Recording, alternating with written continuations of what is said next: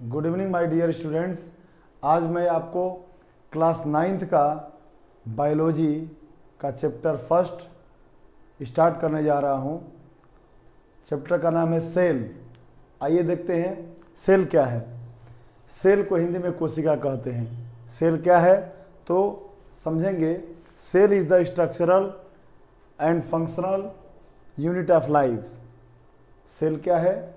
जीवन की संरचनात्मक एवं कार्यात्मक इकाई है, या ये भी कह सकते हैं कि cell is the basic unit of life, shortcut में। ठीक है, अब समझिए सेल वर्ड किससे डिराइव हुआ है तो मैं आपको बता दे रहा हूं।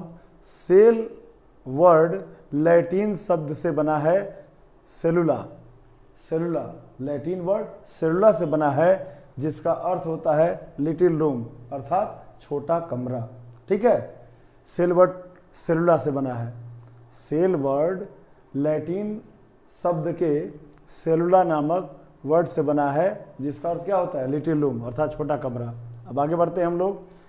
डिस्कवरी ऑफ सेल, अगला टॉपिक क्या है? Discovery of cell. तो आप देखते हैं सेल की डिस्कवरी कौन किया। तो सेल की डिस्कवरी रॉबर्ट हुक ने 1665 में किया था। सेल की खोज कौन किया था? रॉबर्ट हुक ने। कब, किस ईयर में? तो बोलेंगे 1665 में। ठीक है, और उनकी पुस्तक का नाम याद रखिएगा, उनके बुक का नाम है माइक्रोग्राफिया। क्या नाम है? माइक्रोग्राफिया। ये भी पूछा जाता है। ठीक है, अब देखिए इसके बाद ध्यान दीजिएगा 1831 में रॉबर्ट ब्राउन ने न्यूक्लियस की खोज किया था। न्यूक्लियस की खोज कौन किया था? तो क्या बताएंगे आप? न्यूक्लियस की खोज रॉबर्ट ब्राउन ने किया था। कब? 1831 में। कब? 1831 में। ठीक है, 1831 ईस्वी में। उसके बाद हम चलते हैं आगे, ध्यान दीजिएगा सेल थियरी। सेल थियरी समझ लीजिए, स्लाइडन और स्वान नामक दो साइंटिस्ट थे। स्लाइडन और स्वान दो साइंटिस्ट थे। स्लाइडन 1831 में और स्वान ने 1839 में सेल थियरी दिया। मैं दोनों मिलकर कह लीजिए, स्लाइडन और स्वान ने क्या किया? सेल थियरी दिया। सेल थियरी है क्या आप जान लीजिए। All plants and animals, all plants and animals are made of cells, अर्थात उन्होंने बताया कि सभी पौधे और पशु, है ना, सेल से बने होते हैं, कोशिका से बने होते हैं। ठीक है, ये समझ में आ गया। अब देखिए एक चीज और याद रखिएगा, पुरकिंजे ने 1839 में, कब? 1839 में पुरकिंजे ने कौन सा? प्रोटोप्लाज्म शब्द दिया। प्रोटोप्लाज्म शब्द किसने दिया? तो पुरकिंजे ने। ट्रिक से देखिए, पी से पुरकिंजे और पी से प्रोटोप्लाज्म। पी से पुरकिंजे, पी से प्रोटोप्लाज्म। प्रोटोप्लाज्म क्या है? फ्लूइड है, फ्लूइड सब्सटेंस। ठीक है ना, तो याद रखिएगा प्रोटोप्लाज्म कौन शब्द दिया? पुरकिंजे ने। याद रहेगा। अब हम बढ़ते हैं सेल थियरी को आगे व्याख्या करते हुए विर्चो ने बताया। कब? 1855 में। 1855 में विर्चो ने सेल थियरी को बताया और विस्तार से बताया कि सेल्स जो होती हैं प्री एग्जिस्टिंग सेल से बनी होती हैं। इसका मतलब कि cells derive from pre existing cells. Cell पूर्व स्थित कोशिका से बनी होती हैं। ठीक है ना, विर्चो ने बताया था। कौन बताया था? विर्चो ने। कब? 1855 में। ठीक है, ये ध्यान दीजिएगा। अब आगे बढ़ते हैं हम लोग। Size and shape of cells.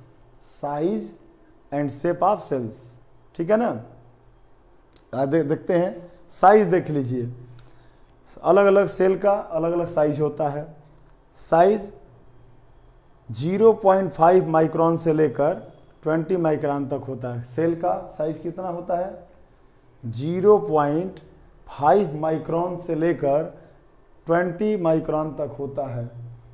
ठीक है ना, याद रखिएगा। अब चलिए स्मॉलेस्ट सेल पूछा जाता कि which is the smallest cell, तो कहेंगे स्मॉलेस्ट सेल क्या है, याद रखिएगा mycoplasma laidlawii, mycoplasma laidlawii. सबसे छोटी कोशिका का नाम बताइए, या स्मॉलेस्ट सेल कौन सी है, तो क्या बताइएगा, माइकोप्लाज्मा लैडल वाई, जिसका डायमीटर कितना होता है, डायमीटर मतलब व्यास, डायमीटर कितना होता है, तो 0.1 माइक्रोन से लेकर 0.3 माइक्रोन तक, 0.1 माइक्रोन से लेकर 0.3 माइक्रोन, ठीक है, माइक्रोन समझ में आ गया। अब आ जाइए बिगेस्ट सेल, बिगेस्ट सेल कौन सी है, तो ऑस्ट्रिच एग, ऑस्ट्रिच मतलब शुतुरमुर्ग, शुतुरमुर्ग का अंडा सबसे बड़ी कोशिका होती है, जिसका लेंथ कितना होता है बच्चों, 18 सेंटीमीटर, याद रखिएगा कितना होता है, 18 सेंटीमीटर, लिख लीजिएगा नोट्स में। बिगेस्ट सेल क्या होता है, ऑस्ट्रिच सेल, ऑस्ट्रिच एग, शुतुरमुर्ग का अंडा, जिसका लेंथ कितना होता है, 18 सेंटीमीटर। स्मॉलेस्ट सेल तो याद रखिएगा माइकोप्लाज्मा, स्मॉलेस्ट सेल माइकोप्लाज्मा, इसका डायमीटर कितना होता है, 0.1 माइक्रोन से 0.3 माइक्रोन। बिगेस्ट सेल तो बोलेंगे ऑस्ट्रिच एग, जिसका लेंथ कितना होता है, 18 सेंटीमीटर। समझ में आ रहा है। अब देखिए हम लोग सेल के साइज की बात कर रहे हैं तो अलग अलग होता है, देख रहे हैं ना, सबसे छोटी सबसे बड़ी हो गई। अब देखिए ये क्या है, एसिटेबुलेरिया, एसिटेबुलेरिया क्या है, यूनिसेलुलर अलगाई है, क्या है बच्चों, यूनिसेलुलर मतलब एक कोशिका वाला, एक कोशिकीय कहते हैं हिंदी में, एक कोशिकीय अलगाई, अलगाई मतलब शैवाल, ठीक है ना, अलगाई, यूनिसेलुलर अलगाई है, जिसका लेंथ कितना होता है, 10 सेंटीमीटर। बोलिए कितना होता है, 10 सेंटीमीटर के साथ लेंथ होता है, ये यूनिसेलुलर है, ध्यान दीजिएगा। एसिटेबुलेरिया, एसिटेबुलेरिया एक यूनिसेलुलर अलगाई है, जिसका लेंथ कितना होता है, 10 सेंटीमीटर। आ जाइए मोस्ट इंपॉर्टेंट क्वेश्चन बनेगा, और ध्यान से समझिएगा, आपको सब कुछ बहुत आसानी से तैयार हो जाएगा, विश्वास रखिएगा, है ना। वीडियो को ध्यान से देखिएगा, भगाइएगा मत। नर्व सेल, नर्व सेल तंत्रिका कोशिका जिसको कहते हैं हिंदी में, नर्व सेल की लंबाई कितनी होती है भाई, तो 90 सेंटीमीटर से लेकर 1 मीटर तक। शेप हम पढ़ते हैं, साइज हम लोग पढ़ लिए, अब शेप की बात करते हैं, सेल का शेप।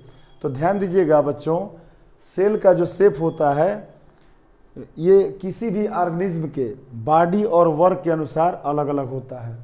सेल का शेप क्या होता है, किसके अनुसार अलग होता है, तो बॉडी और वर्क के अनुसार, according to body and work, ठीक है ना। तो ध्यान दीजिएगा, सेल कुछ राउंड होती है, राउंड मतलब गोल, ठीक है ना, यहाँ देखिए बनाए हैं, देख रहे हैं आप। फिर कुछ ओवल होती हैं, ओवल मतलब अंडाकार। इसके बाद कुछ सिलेंडर नुमा होती हैं, यहाँ देखें हैं, और राड छड़ जैसे होती हैं, ठीक है ना, राड छड़ जैसी होती हैं, ध्यान दीजिएगा।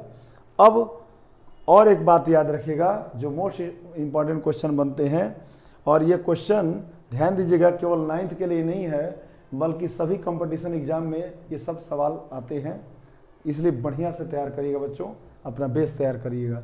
अब देखिए, some organism such as amoeba, WBC, ये अपना शेप चेंज करते हैं, याद रखिएगा। कुछ ऐसे जीव हैं, कुछ ऐसे ऑर्गेनिज्म हैं जैसे अमीबा है और WBC जो पाया जाता है ब्लड में, इनका जो सेल होता है चेंज होता रहेगा, सेल का शेप क्या होता है, चेंज होता रहता है। तो इस तरह से आपको मैंने बायोलॉजी पार्ट 1 में इतना पढ़ाया, इतना तैयार कर लीजिएगा। Thank you so much.